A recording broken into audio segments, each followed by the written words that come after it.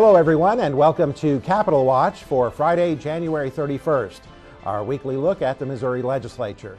And joining us from our governmental relations offices in Jefferson City is our Associate Executive Director for Advocacy and our Chief Lobbyist, Mike Reed. And Mike, this week we had more action on tax cut legislation over on the House side. Tell us about that. Yes, we did. We had several bills on the House side dealing with tax cuts. These are some very large tax cuts dealing with reduction in both general revenue, with tax cuts coming from reductions in the amount of money that people pay in the levels of taxing, as well as cuts in taxes for general business. There is going to be a lot of work done in the House and the Senate on these, but both of these bills deplete general revenue by a large sum of money.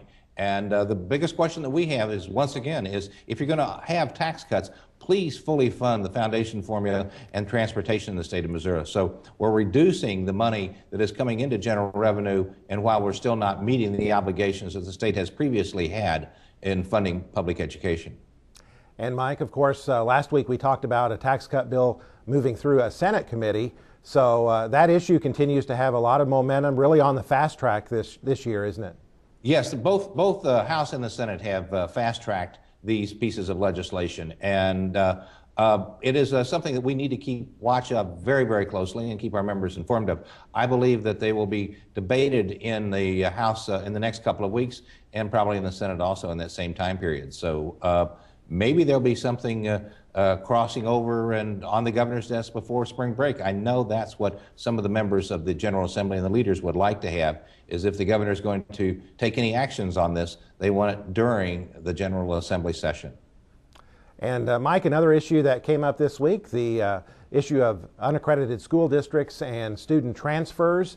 There was a hearing in the Senate Education Committee on a piece of legislation sponsored by the Senate Education Committee Chair David Pierce. Let's take a look now at Senator Pierce's comments on his bill. Senate Bill 493, I guess if you could break it up into three different parts, and I'll walk you through the bill in a second. School accreditation, the creation of achievement districts, and then what to do for those students who are already going through the transfer process, and quite honestly, how to lessen or prevent having the situation occur in the future. I think what we found through what happened in the St. Louis area with Normandy and Riverview Gardens, that that transfers, and doing that is so disruptive, it changes a lot of lives, it changes a lot of things that folks have counted on, that transfers in the long term are not good. And Mike, tell us a little bit more about Senator Pierce's bill, his bill being one of numerous bills that have been filed to try to deal with this student transfer issue. Yes, Senator Pierce is hearing a number of bills. He heard the week before, there were five bills that were heard on the transfer issue. His bill was heard this week. There'll be bills heard next week on this transfer issue to get them all on the table. The Senator's bill has, amongst other things, accreditation in provisionally and unaccredited school districts at the local building level. It has the districts that when a district has a problem and becomes unaccredited, there is a special district that they go into at that point in time. An achievement district, which is modeled after some ideas from Tennessee and Louisiana and how achievement districts work there, with intense work with those buildings.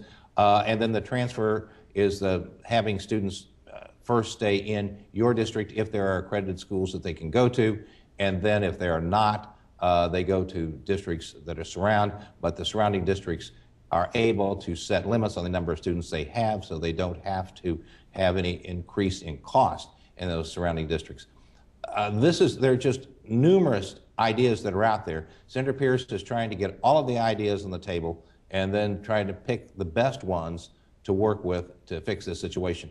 This is a very, very tense situation. I say tense, it is taking a lot of time from leaders of the Missouri Senate and Missouri House to discuss what is the best way to handle districts that become unaccredited and what's best for students. And that's what the most important thing that we have to look at is what is best for students in the district that has become unaccredited and the districts that is receiving them. So it's a lot of problems, and it's a lot of thought that needs to go into it, and we need help from all of our members to see what they think is best as it affects them. And we'll certainly be monitoring that issue as it works its way through the General Assembly during the remainder of the session. Mike, also this week we had the House Elementary and Secondary Education Committee really holding their first hearings on bills, and they heard several bills this week, didn't they? Yes, they heard a bill dealing with making a terrorist threat to the items that must be reported. We supported that bill. There were some changes in the A+ program about how that students, when they are in junior and senior, or senior in high school, could take college credit, dual credit courses, and A+ would then, in essence, reimburse them for those courses. Then there were two bills, one dealing with a moment of silence in public schools, and the other one dealing with a bill called the Religious Education Act, which was a questionable situation. The question came, do we need to flesh out what has been done previously with a constitutional amendment that was passed 2 years ago, and there was a lot of discussion about that. So there was nothing was passed out, but there was this number of discussions, and next week there will be further discussions on, I think they have 4 bills also set up for next week. That committee is hitting the ground running, and we'll hear a lot of bills for the next 14 weeks or so. Mike, another issue that came up this week had to do with some gubernatorial appointments to boards and commissions, and many of those have to go through a Senate committee and be confirmed by the Senate, including a couple of appointments to the State Board of Education. And some of those appointments have been delayed by the committee. Tell us about that. Yes, there were 2 appointments to the Missouri State Board of Education. One, Joe Driscoll, a former state representative, and the other one was Vic Lenz, who was a former school board member and former president of Missouri School Board Association. They had their confirmation hearings on Wednesday. The committee voted to hold the final vote on those gentlemen until next week. There is some concern between the Senate and the governor's office and the Commissioner of Education. The Senate says they want more discussion between the governor and the Commissioner of Education about what is going on.